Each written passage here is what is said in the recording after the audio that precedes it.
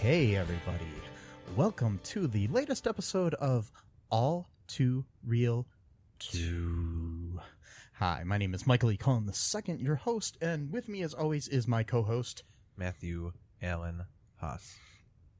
Yes, Allen Haas. Matthew Allen Haas. Yep. Anyways, today on All2ReelToo, we are covering a kind of direct-to-video sequel, a direct-to-TV sequel. This is called The Cutting Edge, Going for Gold. It's a 2006 movie. Yes, and it stars Christy Carlson Romano from Even Stevens and the voice of Kim Possible fame. Yes. And also Ross Thomas. I'm not sure what he's from, but I'm just going to... I think he's Rob Thomas's cousin from Matchbox 20. No. Oh. No, I don't think they're any relation.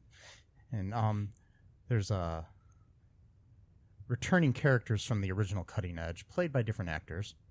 For reasons unknown, I'm just guessing they couldn't afford the other actors, or the other actors didn't want to have anything to do with this. Not sure why. Yeah. I think it's the greatest movie I've seen in a long time. So... I'm going to agree. Yeah. Well, I will tell you, it is better than Inspector Gadget 2. Oh. And that was a theater release as well, wasn't it? No, that was a direct-to-video. Oh, okay. Yeah. Well, still more than a direct-to-TV, and it still was worse than... Whoa. Yeah. I don't want to talk about that one anymore. No, me either. That makes me cry. Yeah. This movie was directed by Sean McNamara, who has directed... What else has he directed? Let's see here. Cutting Edge 3 and 4 and 5. Possibly. Let's see. No. No, he directed the Baby Geniuses television series. Well, there you go. Baby Geniuses and the Space Baby video. The Miracle season. What's that? Curious now. It's like some kind of sports movie. And, yeah. He's directed episodes of Phil of the Future.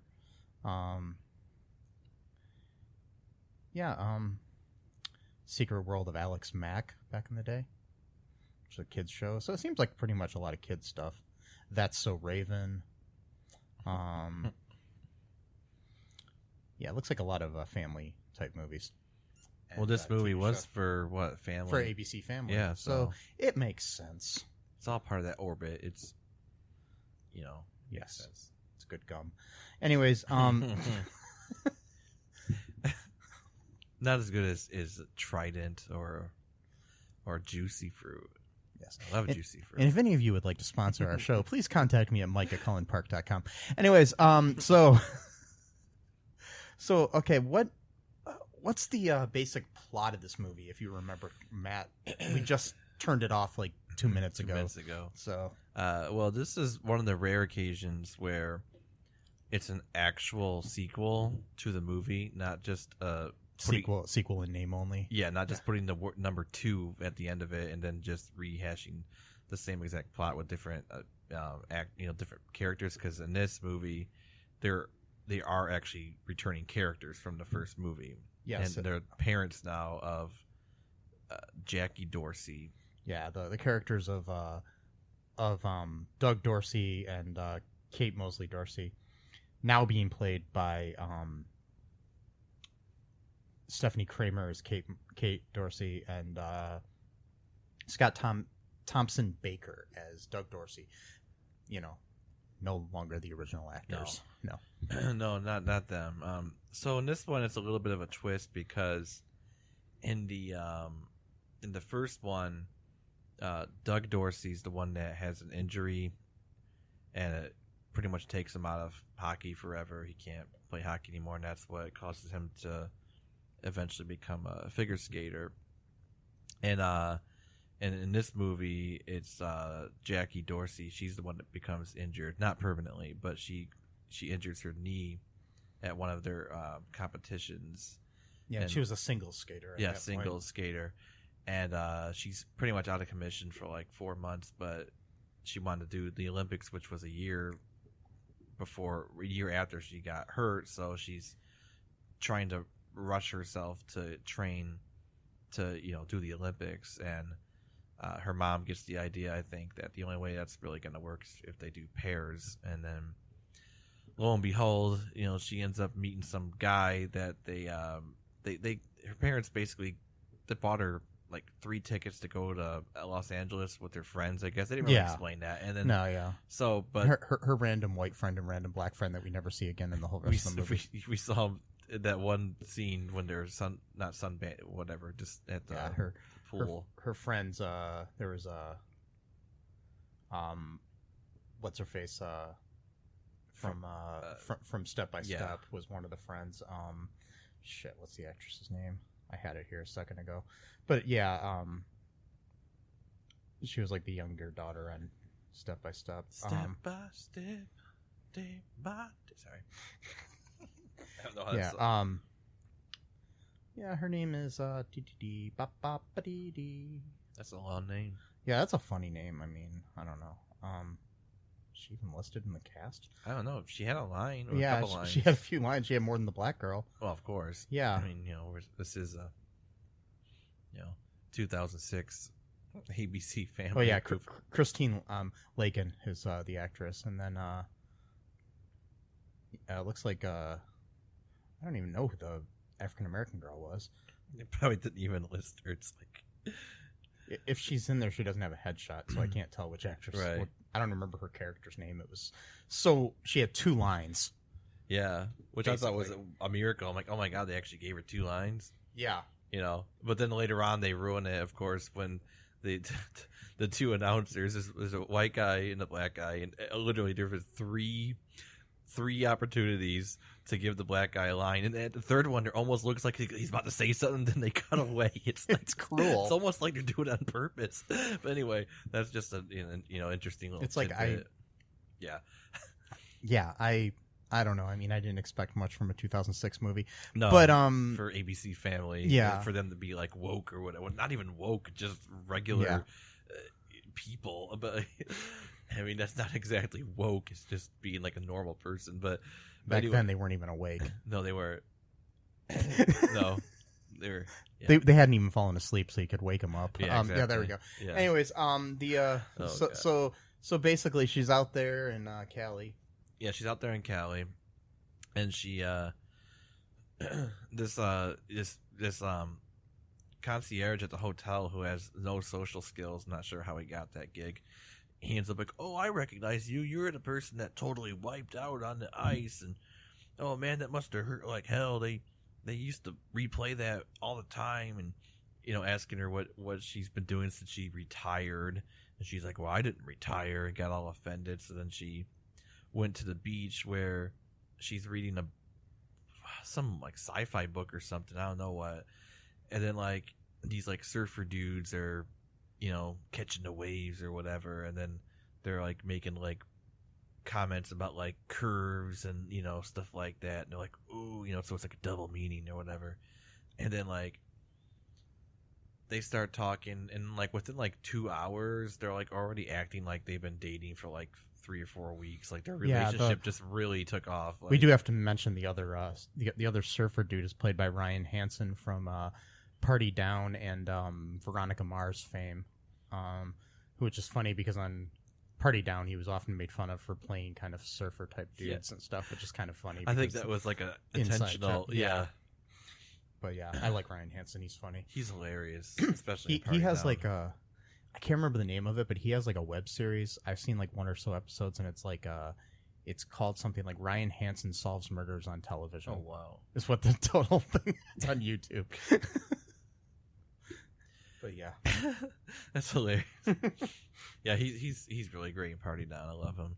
Yeah, so they're hanging out for a while, and I forgot what happens is that she's with her friends at the hotel, and she sees him pulling up like in this really sweet car. I think it was a Porsche, and they're like, oh well, he must be doing really good for himself because he's like a professional extreme athlete. Like he's on that's the other thing. He's an extreme rollerblader. Yeah, and he was on a cover of some magazine that some girl wanted his autograph for him or whatever. So she thought, he's making a lot of money from this because he's driving this car. And he gets out of the car and he's wearing his hotel uniform, so he's car valet.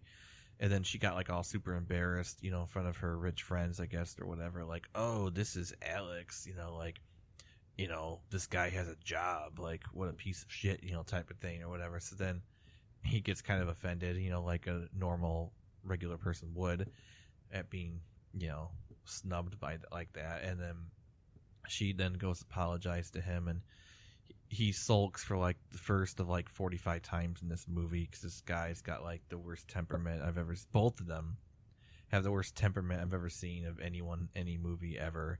Like literally anything can set either of them off completely at random, it seems. So he says like some mean things to her. She says some mean things to him. He stares at the beach some more and sulks. Cutscene to her back at home training or something. And then cut to him with his buddy from Party Down at a bar watching the TV. And there's an interview talking about how she's doing pairs now and that they're going to do auditions for partners. So then he gets the idea that he's going to go then audition to be her partner. See where I'm getting at with this? So then her mom is talking to him on the ice, and she can't see him because his back is turned to her. So she thinks that she's already pissed at her mom for interviewing someone without her knowledge to begin with. But then when he turns around, she's like, oh shit, this guy. So she's like double mad now because not only did her mom go behind her back, but she brought in this jerk who has a job from California that she didn't like because he was offended by her being embarrassed about him having a job. So they start fighting just like in the first movie. They don't get along with each other, but that's like part of that's like kind of like gives them energy, is because they're so opposite. So like the opposites attract type of trope in every single movie ever, and including the first cutting edge, which is exactly what happened in that movie. They were totally opposite. Doug was the spontaneous dude that wanted to have fun. So was Alex, is the exact same way. They eventually, of course, start having feelings for each other, and both of them at separate times in the movie pull away while the other one is pining for the other. And then when it's the other's turn to be the one to try to share the feelings, then it's the other one that pulls away, and that goes on for about an hour and a half. Basically, it's the thing that does happen in real life, but especially in romantic comedies where you got to have some kind of tension there, and it's the lack of communication that I think belongs in most relationships. The most fights and everything in any kind of relationship, in my opinion, are based on the fact that people just don't speak to each other. That's the main thing. Like, you speak around each other and to everybody else but that person. Yeah. And then, it's good. This is stuff. This is called Advice Corner with Mike. Yeah. Okay. My advice I like is this, though. See, this is my advice for relationships. My single self here telling you that that you should be more communicative. Yeah. And see, that's why I'm not in a relationship, because I can't do that. No, I'm joking. But you used the word communicative, which is a pretty big word. So yes, it is. That's be communicative. Yeah. In relationships. Yeah. And then, if you just tell it like it is, With some tact, though, of course. Some tact. Yeah, you got to have a tact sandwich, you know. God damn it. No, not the tact sandwich. No, not the tact sandwich. You got to just have tact, though. I tried doing that. It was so forced. I couldn't ever do it right. It made me so mad because I couldn't do it right. So and what is the tact sandwich, anyways? I've heard it before. The tact sandwich is one of our dear friends actually taught me it. Is that you start off with like the bread, right? So basically the bread is like the bottom piece of the bread is like some kind of a compliment. Okay. Or not, maybe not even a compliment, but just like acknowledging something good about the goodness, someone. Of someone. And then the meat or whatever spread, like peanut butter or whatever you're gonna put on there, that's like the criticism. Okay. That you wanted to bring up, or just an issue, a problem you're having, or whatever. Not even a criticism, just something that's like somewhat uncomfortable or whatever. And then so that's like that's that part of it. And then the top part of the bread is another compliment or some kind of acknowledgement of the goodness. It seems simple enough in theory, but when you're trying to train yourself to do it, it's basically like, you're looking nice today.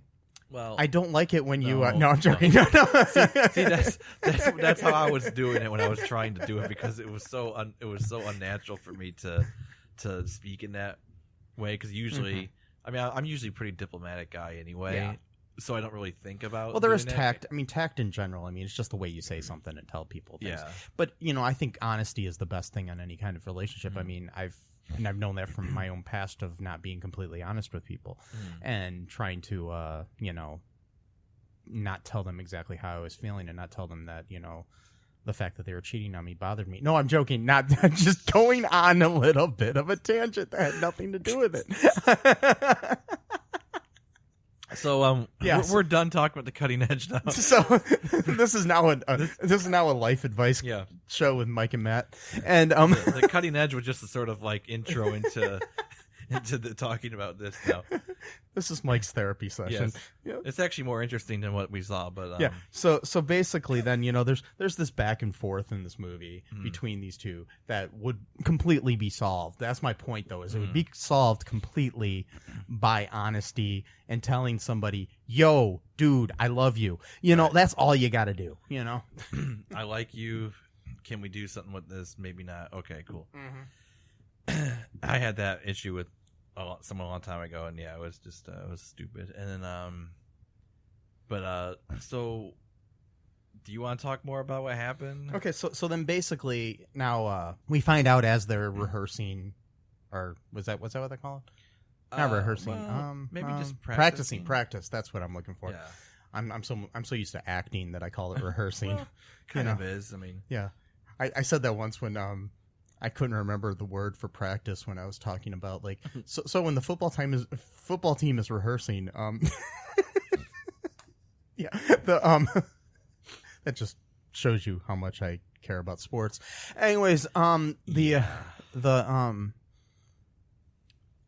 they were rehearsing in their costumes. Wait, no, those are uniforms, right? Yeah. In figure skating, it's costumes though.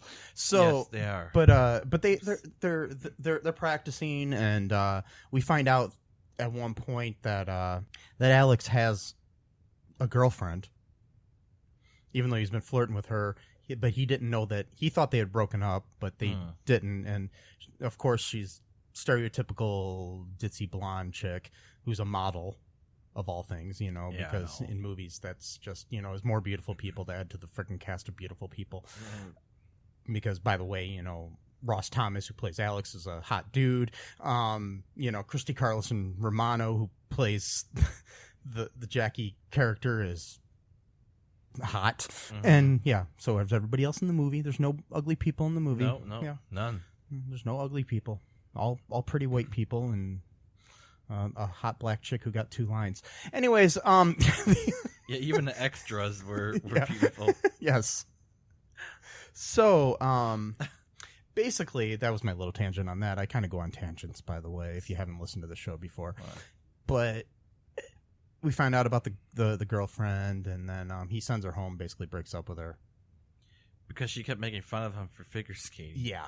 She kept insulting him Just, from the freaking but our friends back home would just laugh at this. Blah, blah, blah. It's like, how old are you? 24, 25 years old? Yeah. It's like you're acting like you're in junior high. Like what's in social studies, they're going to start making fun of you. Like, yeah, they're going to make fun of you because you're wearing Reeboks instead of Nikes or something. No, they're not. I know, it's like losers think like that. But yeah. But, of course, that was the stereotype of her character, the blonde, that doesn't only care about anything but image and bullshit, stuff like that.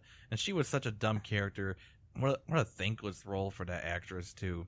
Yeah, I mean, she's probably actually a really smart person. They have it just as dumb. Sadly, though, I looked her up, and I saw that she had only acted like one other time after that. Oh, wow. Like, she hasn't acted since, like, 2008. Maybe she had a really bad experience with some movie or something like that.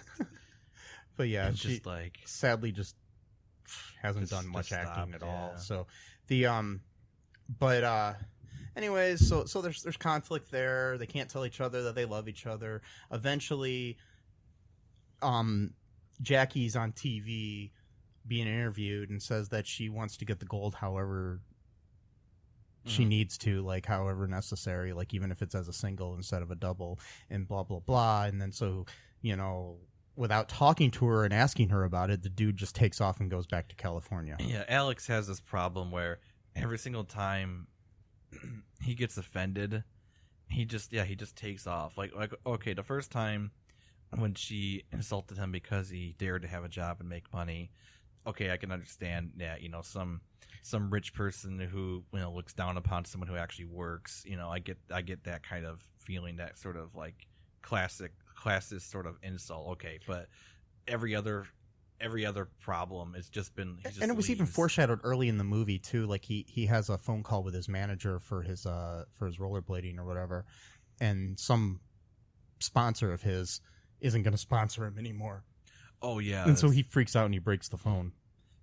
Yeah, he's got an anger issue. Yeah, he literally just just completely destroys the phone. Like busts this like a hotel payphone or whatever. So it's like, and then he goes to the bar and goes, the phone's broken or whatever. Yeah. So he takes off, and then just like these little things that would, like, for example, so like when they're doing the whole will they won't they thing, like kind of in the middle of the movie, they're finally starting to get along with each other, and how they got that way is because Jackie's mom, she literally like connected them with bungee cords so that they would like get used to each other's movements. That was kind of cool. That was a cool scene, or a series of scenes, and then they eventually started to like anticipate each other's movements, like when someone was going to try to get popcorn, and she would just kind of get up instinctively at the same time he did, and they were able to eat dinner without like getting in each other's way because they were in harmony.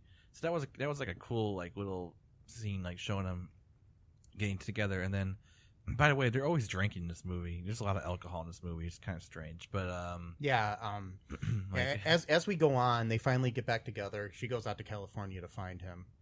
Yeah, and she almost dies drowning because she goes out to surf and try to get him in the ocean.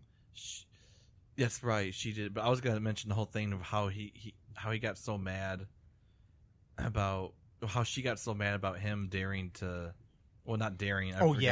Driving to Boston. I thought he just meant he wanted to go for a ride for like an hour, but no, he wanted to drive all the way to Boston. Yeah, and they're like in Connecticut or something. I mean, I don't know how far that is, but I'm sure it's farther than like just drive down the street. Yeah, and they were supposed to wake up at like 5 in the morning or something like that. Yeah, so she was getting kind of then.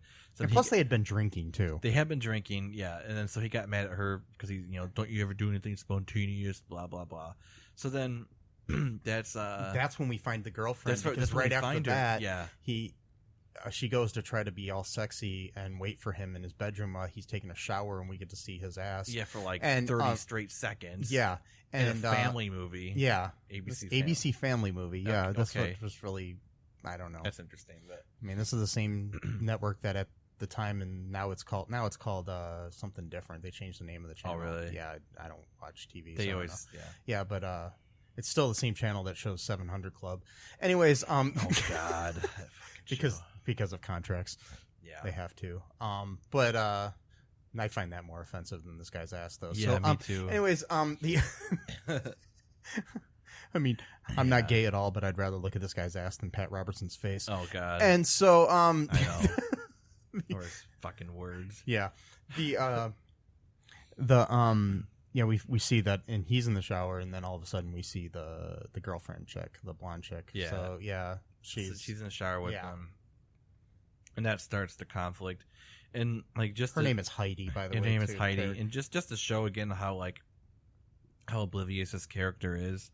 Like, at no point does she ever like notice that Jackie's being like sarcastic to her or about her. Like, she's just always got the smile on her face, like Until finally, though, when she tells him through the door that she loves him, and then she begs him to open the door, and then she locks the door from the inside. In a minute. Why don't we take a quick break, and we'll finish breaking down this story after that, and then we'll listen to some nice little words from our sponsors. Yeah. Bye-bye for a second. Hey, folks, this is Michael E. Cullen II from the podcast that you're listening to right now, along with Matthew Haas. We just wanted to tell you about our great podcast called Super. It's called All Too Real. And on that show, what do we do, Matt? We watch biopics, and then we talk about whether or not the movie matched up with the real story or not. So it's a lot more exciting than that, though. Yeah, so we analyze the real story and the real story. Get it? Get it? Real. You know? Yeah, they're spelled differently, folks. You can guess which one I said which way. Anyways, so sometimes we have guests, sometimes we don't. But we talk about great movies like Shattered Glass and The Social Network and Futile and Stupid Gesture, among others. Those are some of the ones that we've covered so far, and we're going to cover a lot more. So please subscribe on Stitcher, Apple Podcasts, Google Podcasts, wherever you find your great, fun podcasts. And be sure to share it with your friends. Do it. And make sure you're not afraid to get all too real. Bye-bye. Step 1. Dramatic introduction. I am Magus Elgar. Magus Thadalor Elgar is one of the more respected casters in all of Hearth. The dragon bone plate in my skull probably needs its focus enchantment aligned. Though don't expect to go under his tutelage unscathed. Well, you know what they say. Pretension can turn intention into the best retention. Nobody says that. No, not really. You can hear Magus Elgar and his exciting adventures. Visit MagusElgar.com to download your copy today. Sponsors, products, services. That's what makes the world go around. Yes, it does. You know what? You know how you can help us, folks? You can partake of those products and or services. Yeah. And that'll help our show. We can continue to give you life advice, such as be honest. Yeah.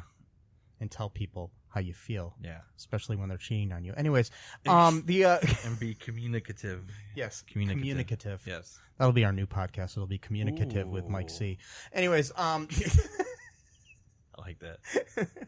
So, communication with Mikey C. Anyways, I like that. So basically, all right. So they're fighting back and forth.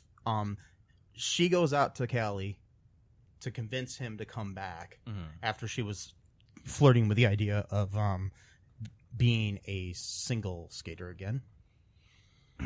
Right. Which, even when she said that, she was kind of just flustered about being interviewed, and she was just trying to think of something to say. So she wasn't. But he took off because he was misunderstanding just things temperamental again, because people don't talk to each other in these fucking movies. I'm sorry, that's the thing that always pisses me off the most about romantic comedies in general. That's how they stretch out the movie to be an hour and a half. Otherwise, it would be like 15 minutes long. So then it is frustrating. No, God damn it! Like, because the point you want is when they get together. I mean, but once they're together, you know they're going to fight and be angry at each other and probably break up in a year or two, anyways. But you want that whole riding off into the sunset together sort of thing. Yeah.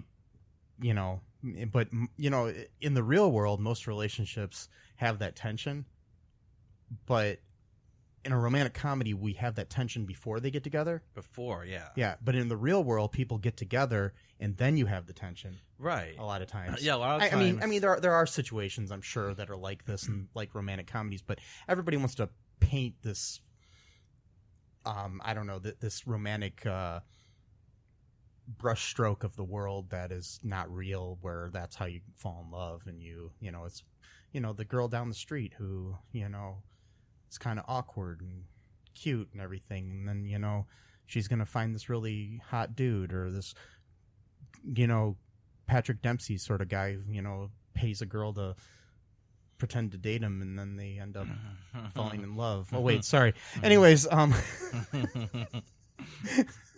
Can't buy me love. And so, basically, anyways, she goes out there. She almost drowns. Yeah. In the ocean. After she steals some random woman's surfboard. And then the surfboard kind of went off to sea, and you never found out if this woman got her surfboard back. I feel bad for Probably that not. woman. I want to see that movie, the movie about the woman who was just on the beach one day, and Christy Carlson Romano comes over and steals her surfboard. And she tracks her down and then kills her. Well, No, well, wait. No. Well, you're talking about part 5 where it becomes a horror film. So Yes, because I want the Cutting Edge to become a horror series. starting part 5. Yes. It just changes. Where people are just killed with the blades For some reason. The blades of ice skates. That'd be, you know, I just want to see a bloody ice skate. Yeah, Cutting Edge, The Cutter, or The Cutting, or the cutting. The Cutting, I don't know. And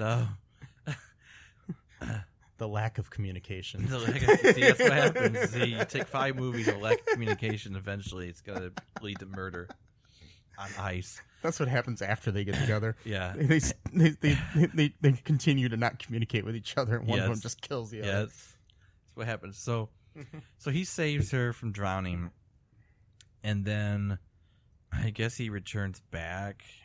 Yeah.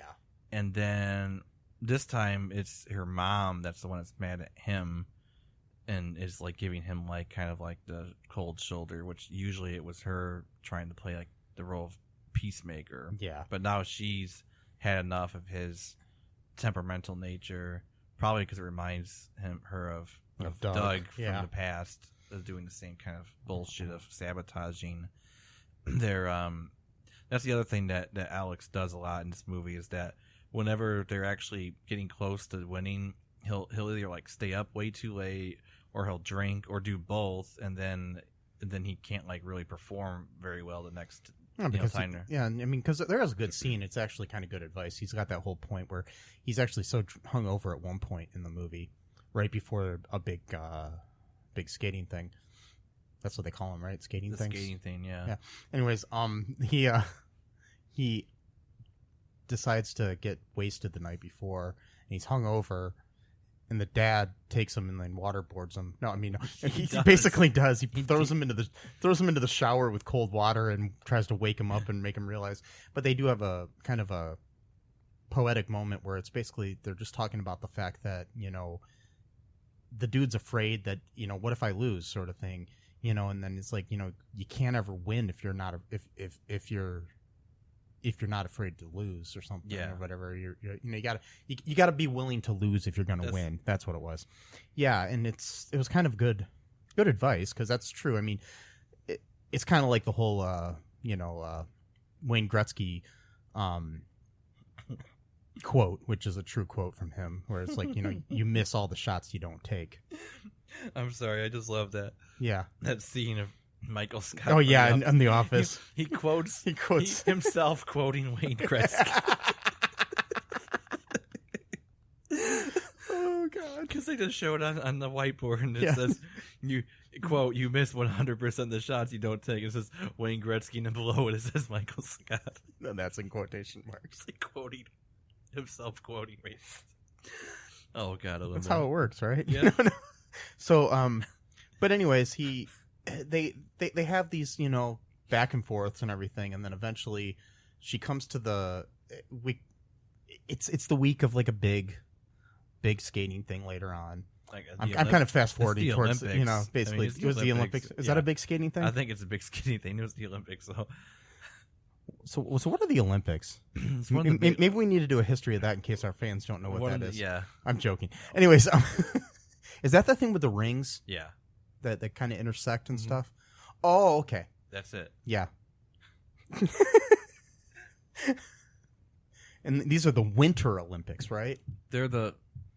I would imagine they are the Winter Olympics. Yes. Yes. I don't think they do it in the summer of skating, but they could. It's ice rink. I mean, Yes. it doesn't need to be, cold outside in order to ice skate. But yeah, they. Are we missing some stuff or not? I'm trying to remember. There were just so many times that the same thing happened over and over again that I think we can kind of just fast forward to it. Basically, what ends up happening is Dad comes back with some good advice to Jackie as well, because he had already given good advice to Alex, and now he's like basically saying the same sort of thing with her, that basically, have you told the dude you love him?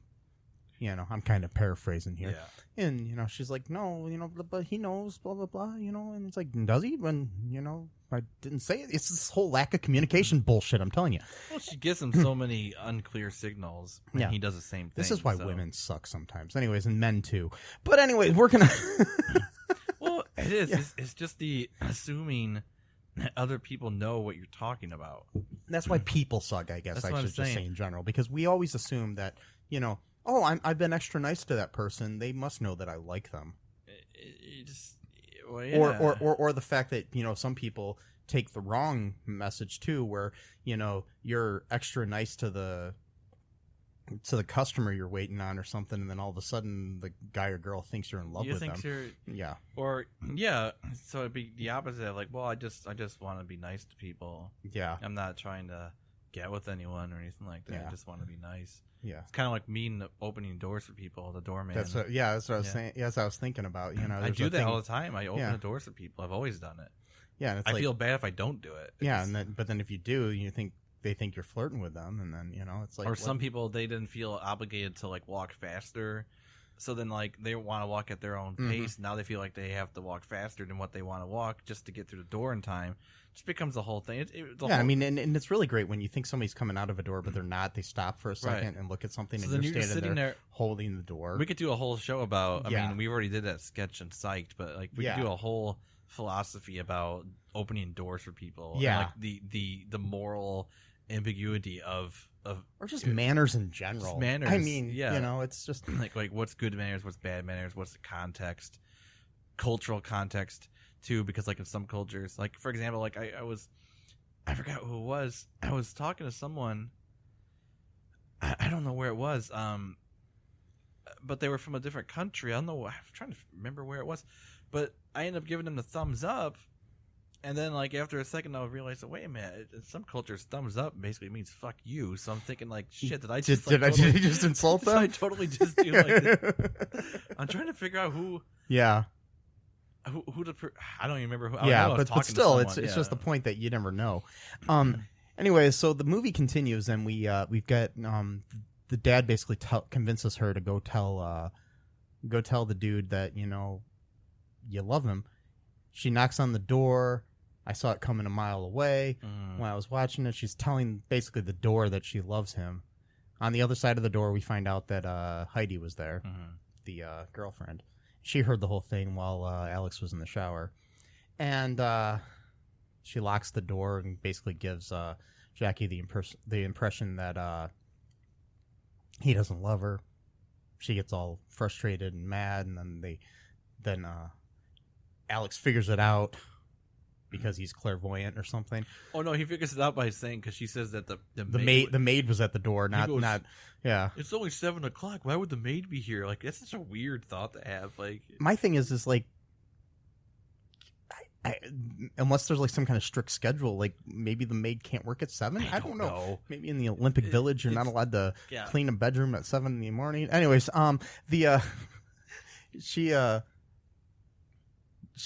so he goes and runs after her, can't find her because she took off, and then they're about to go to the Olympics, and then they're on the ice, and he's finally says, "I've got to tell you something. I'm in love with you." Blah blah blah. Oh God, yeah. And then they have this great skating thing where they do these triple axels or whatever, and then they I'm assuming, win. I think they won. I don't They know, didn't because it say. kind of just ends there. It ends with them kissing, Yeah, they kiss on the ice and they bow. and then it everyone ends. cheers. And then you get a cheesy early 2000s sounding song on the soundtrack, and I had to turn it off because I couldn't stand it. Come on, that soundtrack is. I hope they sell that on like Columbia House CD. They still have Columbia House.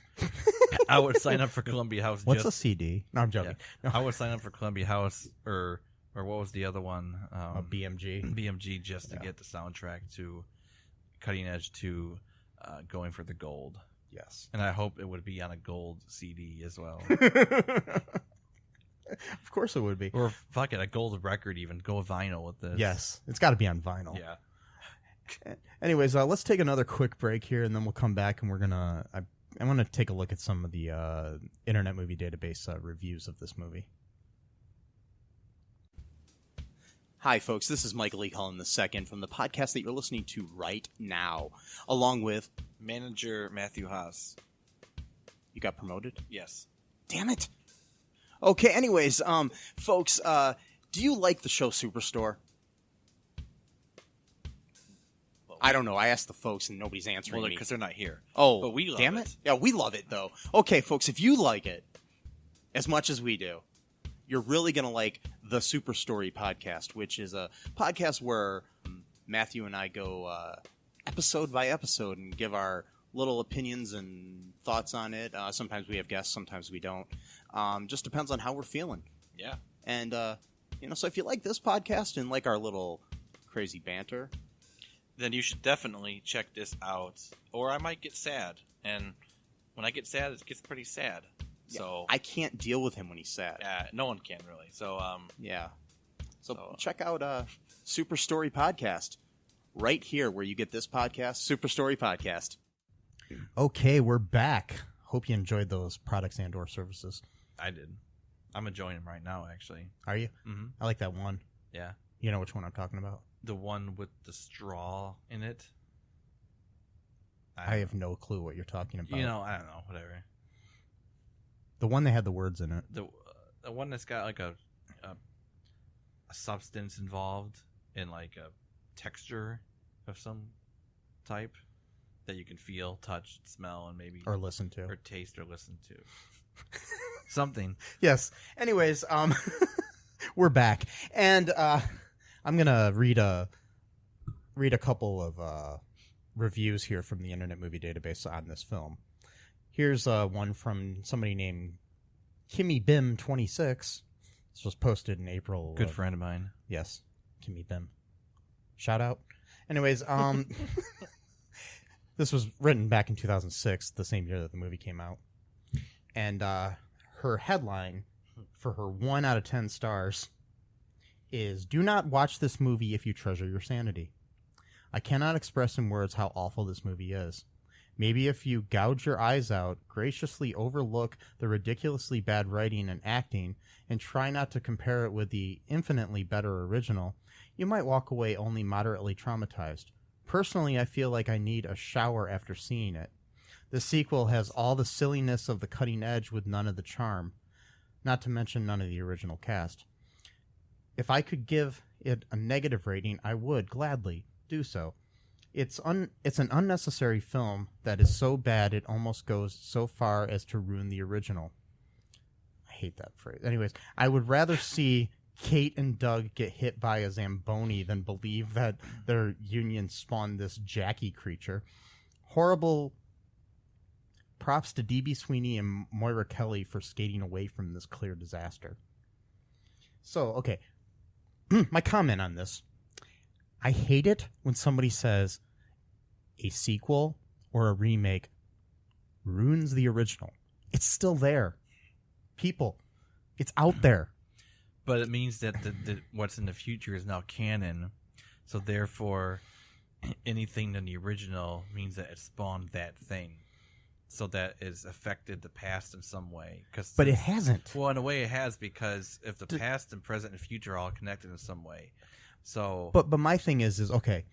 I don't agree with her that the movie's that bad. No, but let's say I watched, Return of the Jedi in theaters when I was a kid. Okay, when it came out. I had this great time when I watched it. All right, then the prequels came out. Did that ruin the experience I had when I was, a little kid watching the movie in theaters? No, it didn't ruin the experience. I just mean that, like, if it changes the story in some way that the person doesn't. Again, we're talking about the cutting edge.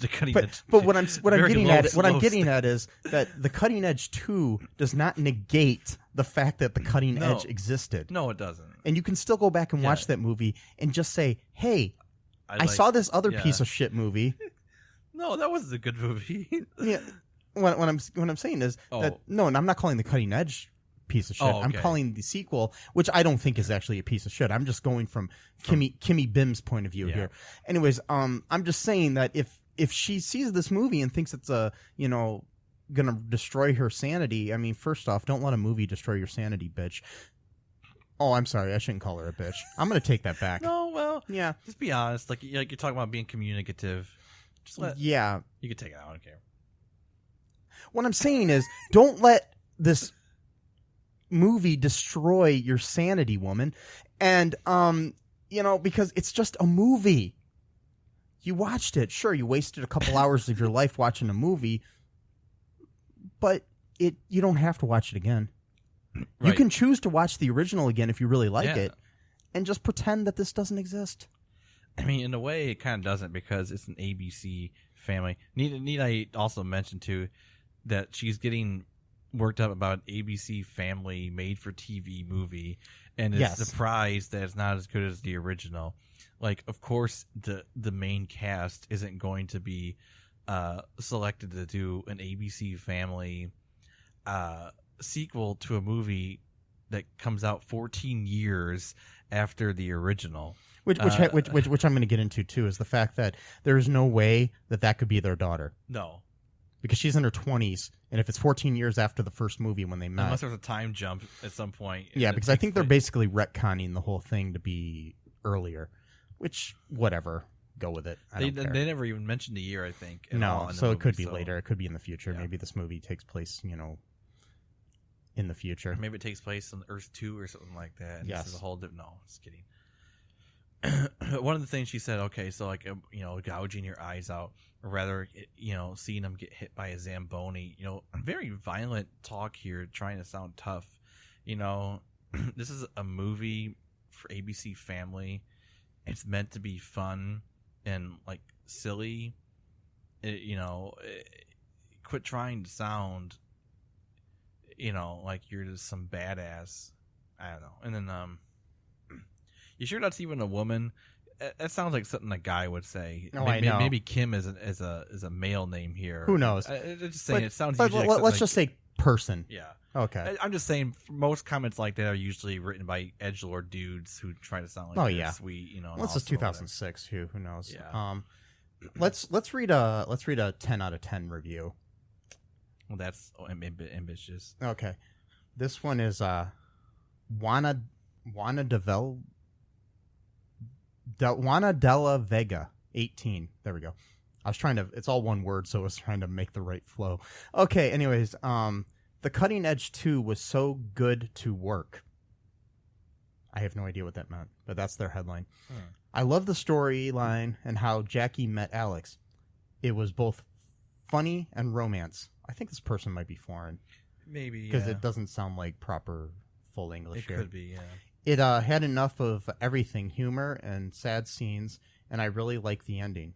When Alex told Jackie that he loves her and wants to spend the rest of his life with her, they make a cute couple. I didn't like his girlfriend, Heidi. She was mean to Jackie, and she told Alex that... Well, she was only mean for that one. Yeah, I know. That they will never be together. He learned to skate, and he's a good skater. Alex is such a handsome guy, and he has those blue eyes. Oh, he acted so good, and Christy did very good work. She looked so natural skating, and she made those doubles spin so easy to do. The last scene, when they were skating, it looked so good. Okay, that was the whole review.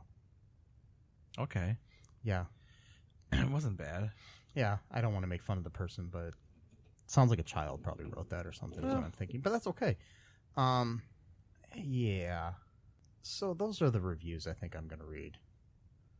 Maybe, let's see. Here's another one. It's a 3 out of 10 stars. It says, no, thank you.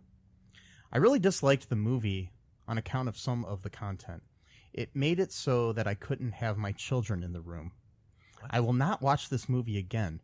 Part of the ocean scene, shower scene, and the H word in every question could be cut out from the movie.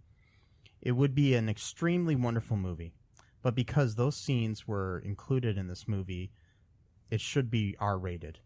This sounds like it's an ultra-religious That's person. what I'm thinking. Because you think that's R-rated? Wow, like... Yeah, and this is somebody named George Bratt 04. Thanks, but no thanks. The movie was well written, but it's definitely not a family movie. As far as the characters and plot, the movie was great. It has a good twist, and is worth watching. Wasn't that a great twist when the two leads got together at the end of the romantic movie? Yeah, that was a anyways, twist. Yeah. The movie also hypes up the fact that Oksana Bayul is in it.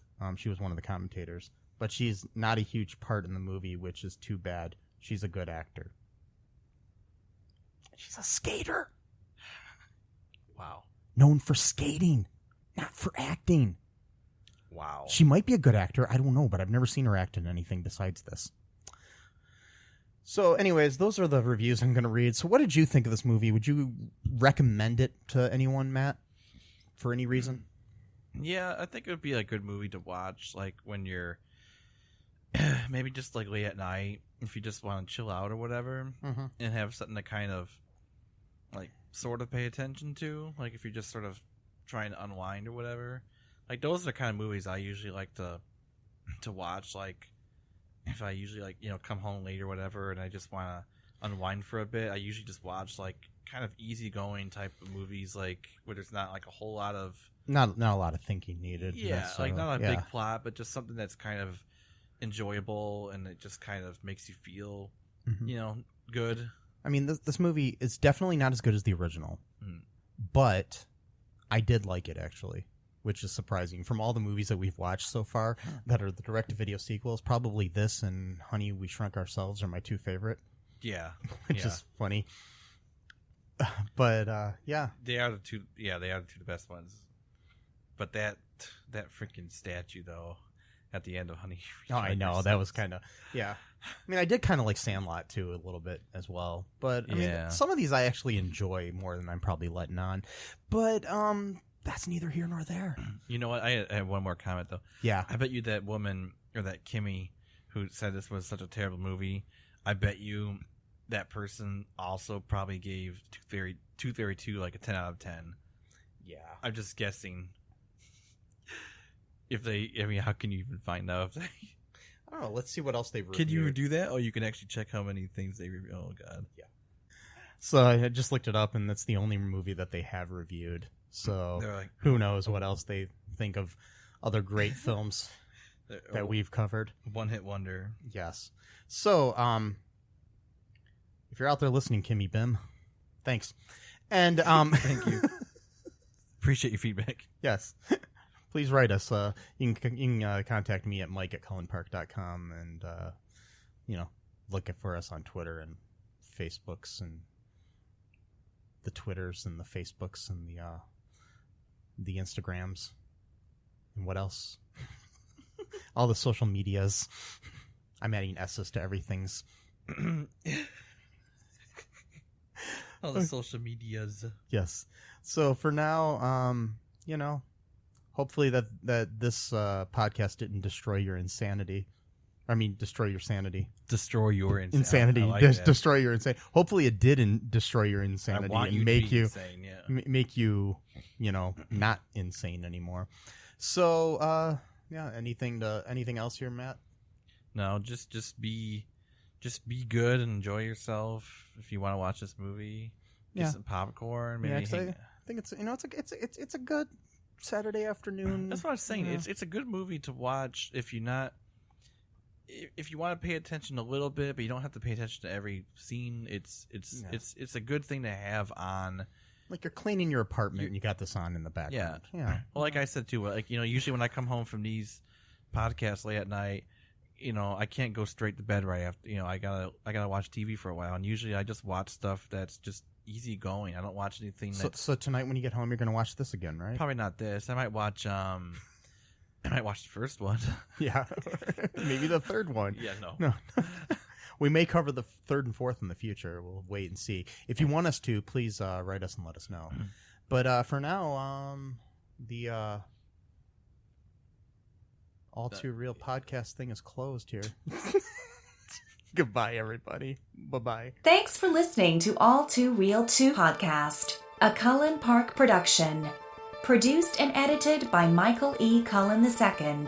Music by Matthew Hawes. Subscribe and share the show. Visit us at cullenpark.com.